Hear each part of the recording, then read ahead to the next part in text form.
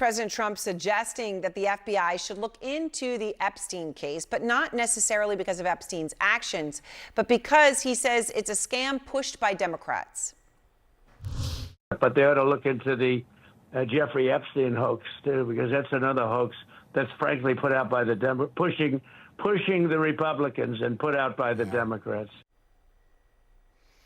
Just to be specific on timing, Epstein was investigated and arrested during Trump's first term. Now, Trump and Epstein, of course, were once friends. Trump's talked about that in the same circles decades ago. This photograph goes all the way back to 1997 in Mar-a-Lago, so it's a long time ago. And Trump hasn't been accused of any wrongdoing in the Epstein case.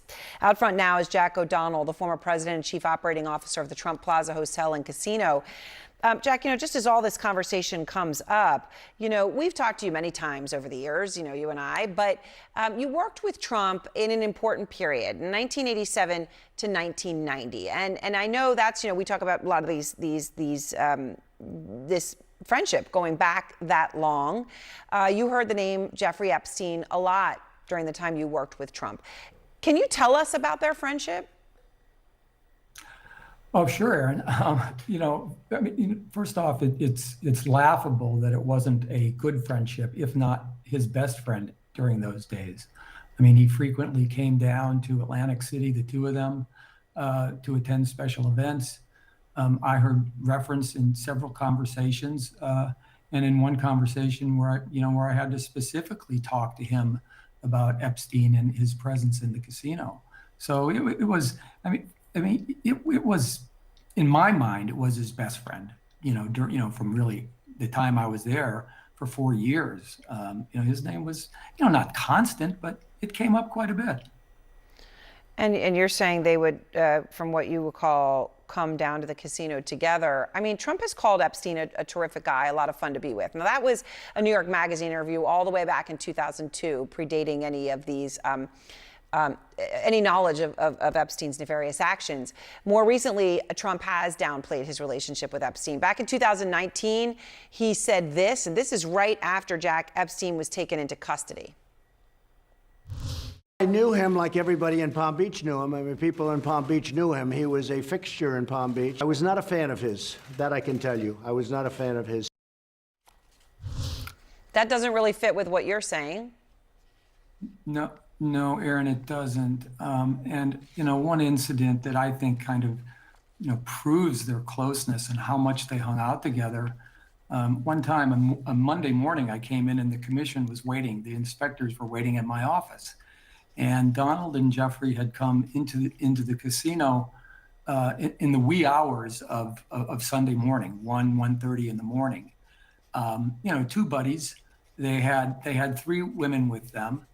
And the commission was waiting for me because they had determined that the women that they brought down were underage to be on the casino. And when I asked them how they knew that, by the way, one of them was the number 3 ranked tennis player in the world.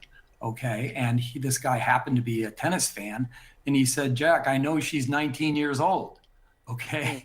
So, and to get on a helicopter with a friend and 3 other people and fly down to Atlantic City, you can connect those dots. They were pretty at 1:30 in the morning. And just to be clear, the story, when you say underage for the casino would be 21, right? So not necessarily legally underage girls, right? Not in that case. No, not in the sense of a minor, so to speak, that's been described with Epstein.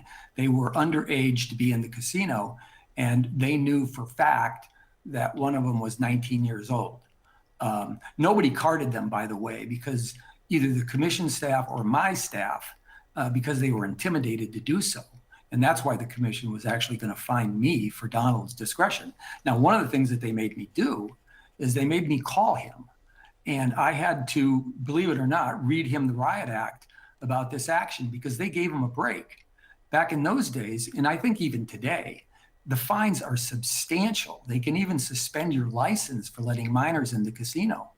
And I had to call them and say, look, they're giving you a break this time. But if this happens again, the fine is going to be substantial and it's going to be on your head. And oh, by the way, it's not going to look good, you and this guy Epstein coming down here with these young women. What did he say? Oh, well, he was shocked that they let him off the hook. First off, he was flabbergasted. He said, "I can't believe they're they're not throwing the book at me. Nobody gives me a break." And that really was his reaction. And I did tell him in that conversation, I don't think you should be hanging out with this guy, just so you know, and you certainly shouldn't be doing that in Atlantic City. All right, Jack O'Donnell, thank you very much, and for all of this and sharing your recollections here. I appreciate it. It's always good to talk to you. So now you hear what Jack had to say. I want to go to the veteran investigative journalist Barry Levine, who is the former executive editor of the National Enquirer. He was in that role for 17 years. The author of The Spider, Inside the Criminal Web of Jeffrey Epstein and Ghislaine Maxwell, where he led an exhaustive investigation into Epstein. So, Barry, you hear what Jack had to say. The Jeffrey Epstein case better than almost anyone. So when you take a step back and you look at all this firestorm right now that is out there, what key information is still being withheld from the public? Well, Erin, certainly, I first want to say that calling this thing a hoax is such an insult to Jeffrey Epstein's victims. As the Justice Department told us, there's about 1,000 victims who had been abused, and for this to be called a hoax is just horrible. Say that to the woman who swam from his island to escape. Say that to the families of 3 of his victims who have passed on, one from suicide, 2 from accidental overdoses. So, I'm absolutely appalled at as how Trump is handling this situation.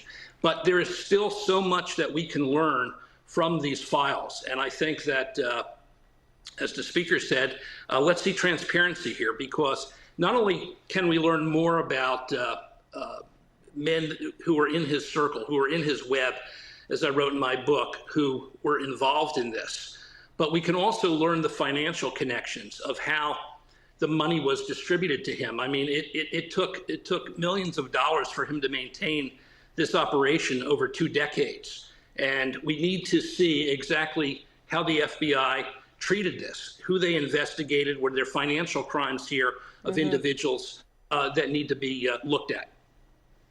So just a few moments ago, Barry, before you and I were speaking, just before the show came to air, the federal prosecutor for Epstein and Ghislaine Maxwell, Maureen Comey, all right, that's her name. Does the name sound familiar? It should, because she happens to be the daughter of the former FBI Director James Comey. Okay, so she was just fired.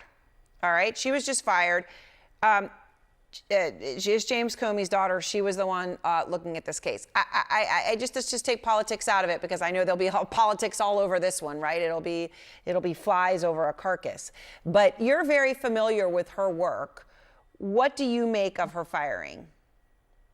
It is another situation here in this week of absolutely horrible things that have come out of Trump in terms of this firing that's taken place. She was such an advocate for the victims of sexual abuse. She took part in the successful prosecution of Ghislaine Maxwell. She was on the team for the Jeffrey Epstein prosecution in 2019. Just an excellent part of that team in New York and the Southern District. And for this to go down, the circumstances, they're too similar as to what he said about her father, and then you have this result. So it looks to me like it is just she was knocked down because of her dad, and it's sad. Well, it's important now, you've written the book and done so much on this. It's important that you can talk for the facts of her performance and who she was and what she was doing, and that's what matters. So Barry, thanks so much. I appreciate your time and you taking the time to talk to me.